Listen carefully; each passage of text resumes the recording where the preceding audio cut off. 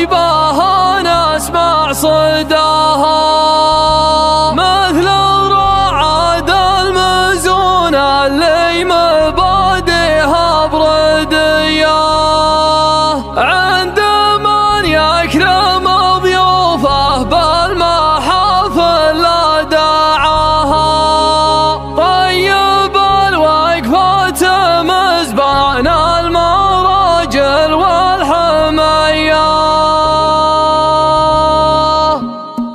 مرحبا ترحيبة من طيبها نسمع صداها، مثل الرعد المزون اللي مبادئها بردية، عند من يكرم ضيوفه بالمحافل لا دعاها. طيب الوقفة مزبان المراجل والحمية، ام طارقة الشيوخ اللي متعلي مستواها، حي روس القوم يا زمن المواقف القوية، قدوة بالفعل والهدات ما تترك عداها، قبل هذا العصر في وقت العصور الجاهلية، ثابت يوم المعارك تطحن محد قواها، ما تعرف الا النجم صيت تعدى الجاذبية، افتخر فيهم بعد وشيوخنا حتى امورهم طيبين بكل وقفة مرتكين الكل هيا، الشجاعة في المواقف والمفاخر محتواها، كاسبين الطيب والمعروف والهم قابلية، الخوي في سلمهم مرتاح معهم ويتباهى، ما تشكى من قصور ولا تشكى من خطية، الختام الله يديم افراحكم دوم بسماها، جعلها ما تغيب